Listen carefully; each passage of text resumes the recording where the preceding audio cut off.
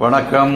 இப்போ நம்ம மணப்பாறை ராஜீவ் நகரில் உள்ள மீனாட்சி சுந்தரேஸ்வரர் ஆலயத்துக்கு வந்திருக்கிறோம். பாருங்கள், அந்த ஆலயத்துக்கு முன்னால் இருக்கக்கூடிய குளத்தில் நின்று தான் நான் பேசிக்கிட்டு இருக்கேன். அதுக்கு பேர் அப்போ ஐயர் குளம். நல்ல நீட்டாக வேடியெல்லாம் போட்டு ஃபஸ்ட் கிளாஸாக அமைச்சிருக்காங்க சென்ற ஆட்சியினர். இதுதாங்க அந்த அப்போ ஐயர் குளம் அப்படிங்கிறது. இதுதாங்க பாருங்கள். தண்ணி இப்போ இல்லை, இருந்தாலும் மழை பெஞ்சினா வாட்ரு ஃபுல்லாக இருக்கும். அந்த கரையெல்லாம் உயர்த்தி சுற்றி வர வாக்வே, அதாவது வாக்கிங் போகிறதுக்கான நடைபாதையெல்லாம் போட்டு நீட்டாக இன்டர்லாக்கெலாம் போட்டு நல்லா வச்சுருக்காங்க. அது அப்போயர் குளங்கிறது நீட்டாக இருக்குது பாருங்கள். கொஞ்சம் புல் முளைச்சிருக்கு, இன்னும் கொஞ்ச நாள் கிளியர் பண்ணிடுவாங்க. உண்மையிலேயே சென்ற ஆட்சியினரை நாம் இதற்காக பாராட்டியே ஆக வேண்டும். இது மீனாட்சி சுந்தரேஸ்வரர் கோயிலுக்கு முன்னால் இருக்குது. ஓகே, ஆமாம், இது அந்த கோயிலுக்கு உள்ளே போகலாம் பாருங்கள். அந்த அப்போயர் குளத்துலேருந்து இறங்கி வந்துட்டு இப்போ அடுத்து நம்ம கோயிலுக்கு உள்ளே செல்ல போகிறோம். இதுக்கு பேர் தான் மீனாட்சி சுந்தரேஸ்வரர் ஆலயம். மீனாட்சி அம்மன் உடனுரை சுந்தரேஸ்வரர் இங்கே இருக்காங்க. உள்ளே போகிறோம் பாருங்கள். மீனாட்சி சுந்தரேஸ்வரர் ஆலயம் உள்ளே வந்தாச்சு. நந்தீஸ்வரர் முன்னால் நிற்கிறாரு பாருங்கள். கொஞ்சம் ஜூம் பண்ணுறோம். தென்னாருடைய சிவனையே போற்றி, நாட்டவர்க்கும் இறைவா போற்றி, உலகம் யாவையும் தாமுல வாக்களும் நிலை பெறுத்தலும் நீக்களும் நீங்களா, அழகிலா விளையாட்டோட யாரவர் தலைவர் அன்னவர்க்கே சரணாங்களே பூஜை பண்ணிகிட்ருக்காங்க. இப்போ ரீசண்டாக ஒரு 4 நாளைக்கு முன்னால் தான் இந்த கோவிலில் கும்பாபிஷேகம் நடந்தது. பாருங்கள், எல்லாம் புதுப்பிச்சிருக்காங்க.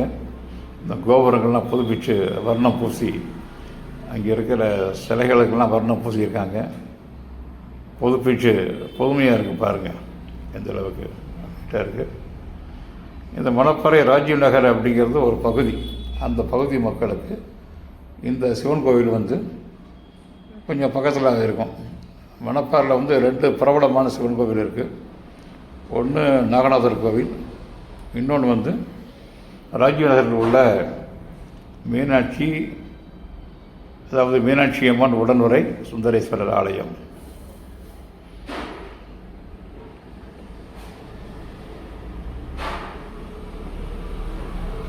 இதுதான் சுந்தரேஸ்வரர் பாருங்கள். அலங்காரமெல்லாம் பண்ணி வச்சுருக்காங்க.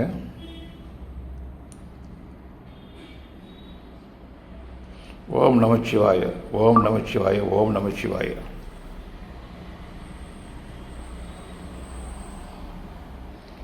நமச்சிவாய வாழ்கவே, நாதன் தாள் வாழ்கவே.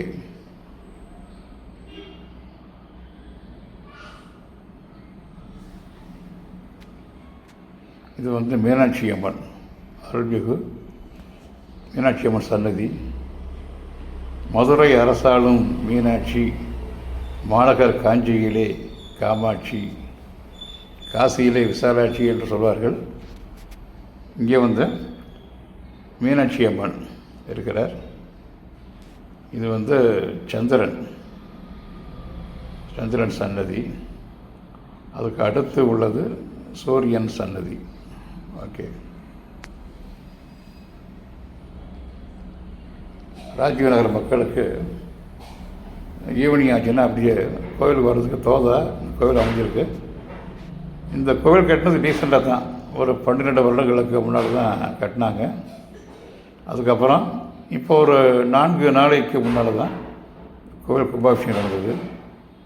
பாருங்கள், சைவ சமய குறவர் 4 பேர் இருக்காங்க.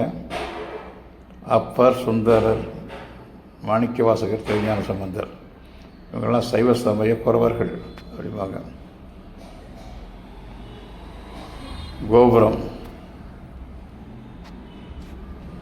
கோபுர தரிசனம் கோடி புண்ணியம் என்று சொல்வார்கள். கோபுர தரிசனம் பாப விமோச்சனம் என்றும் சொல்வார்கள். தட்சிணாமூர்த்தி குரு பகவான். குருக்கு அடுத்த பேர் தட்சிணாமூர்த்தி சன்னதியில் வணங்கிட்டு அப்படியே கோவில் பின்பக்கம் வர்றோம்.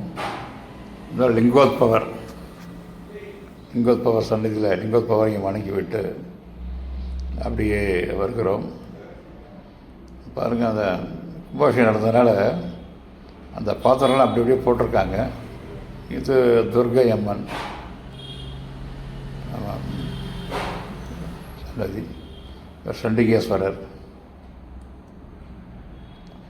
இது சிவனும் பெருமாளும் சேர்ந்து இருக்கின்ற படத்தை வரைந்து இங்கே ஒரு சன்னதி இருக்குது. சிவ விஷ்ணு சன்னதி. ஹரியும் சிவனும் ஒன்று தான், அறியாதவர் வாயில மண்ணுன்னு சொல்லுவாங்க. இங்கே ஹரியும் சிவனும் ஒன்றா காட்சி அளிக்கிறார். அதை முடித்த உடனே நம்ம இப்போ நவகிரக சன்னதி நந்தீஸ்வரர் இருக்கிறார். அவரை வணங்கி கொண்டு இருக்கிறோம். நந்தீஸ்வராய நமக. பிரதோஷமாக பார்த்திங்கன்னா ரொம்ப விசேஷமாக இருக்கும். கோயில் கூட்டம்லாம் உள்ளே நுழைய முடியாது. கோயில் அவ்வளோ விசேஷமான கோவிலுங்க. ஆமாம், மேலேயே இந்த கோவிலுக்கு வந்தால் மன அமைதி அடைந்து அப்படியே பீஸ்ஃபுல்லாக வெளியே போகலாம். ஆமாம், முன்னால் அப்போயர் குளம்.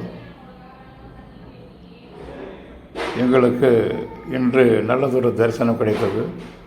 நீங்களும் இந்த பக்கம் வர நேரும் பொழுது இந்த கோவிலுக்கு வந்திருந்து இங்கு இருக்கின்ற சிவனை வணங்கி சிவகோல் பெற்று சொல்லுமாறு வேண்டி விரும்பி கேட்கிறோம். நன்றி, வணக்கம், வாழ்க வளமுடன்.